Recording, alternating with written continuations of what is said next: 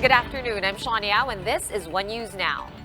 Davao International Airport is gearing up for the possible resumption of international commercial flights very soon. To tell us more about this, we have Jem Avancenia joining us live from Davao City. Jem, how is the LGU preparing for this? And more importantly, when can we expect flights to resume for international commercial flights? Shawn, government officials had a meeting yesterday to discuss the preparation for the resumption of international commercial flights here in Davao International Airport. Davao Airport Manager Rex Obsena said allowing more commercial flights will help them in dealing with a large volume of passengers who wants to travel.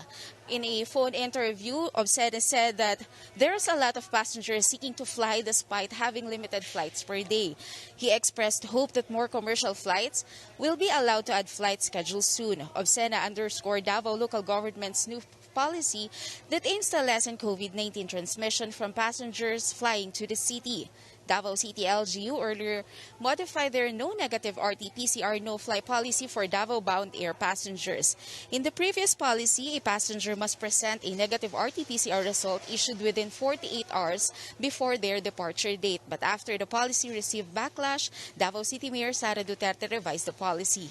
Now, if a passenger failed to present a negative RT-PCR result issued within 72 hours before their departure, they must undergo the test and wait process in the airport.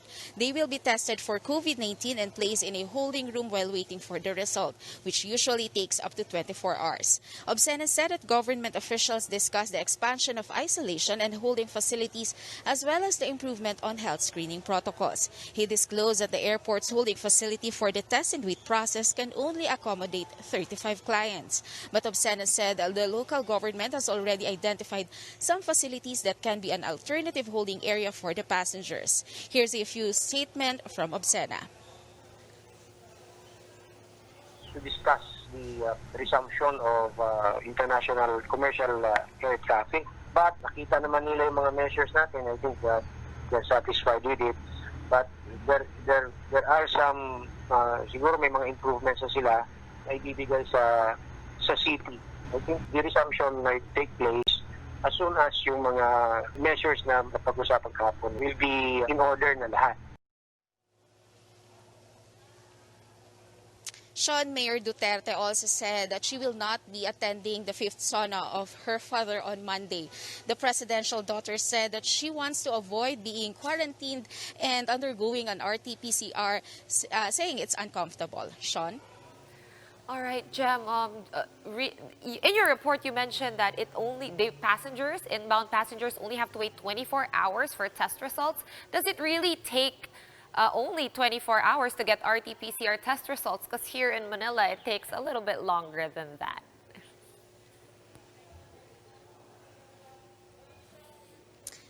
Shawn, the Davao City LGU identified one laboratory which caters all the passengers or all the arriving passengers here in Davao City, and they are making sure that the RT-PCR test they are doing will be more or ito yung mas mabilis so that the passengers could already get their result as soon as possible and can go home as soon as possible. Shawn?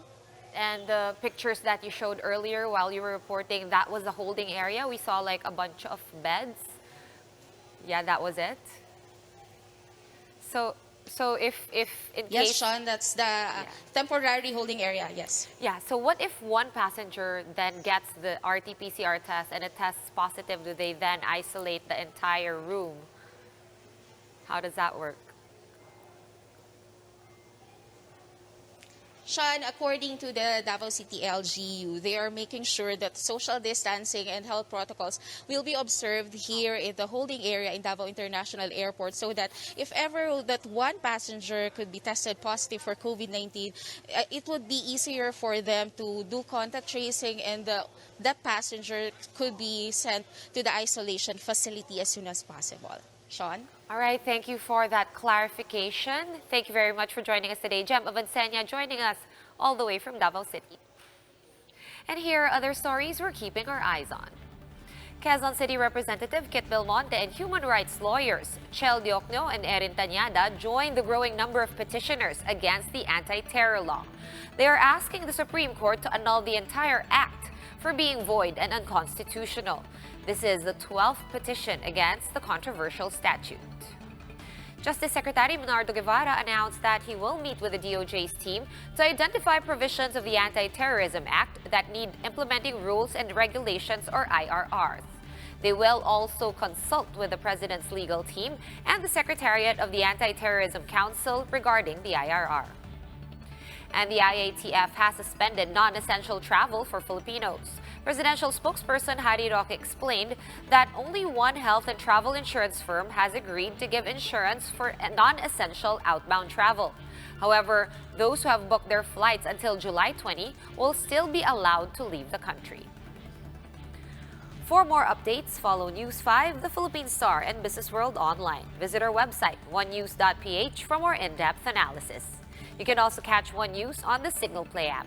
Register for a free account at www.signalplay.com and stream One News live anytime, anywhere. I'm Sean Yao. We are One News.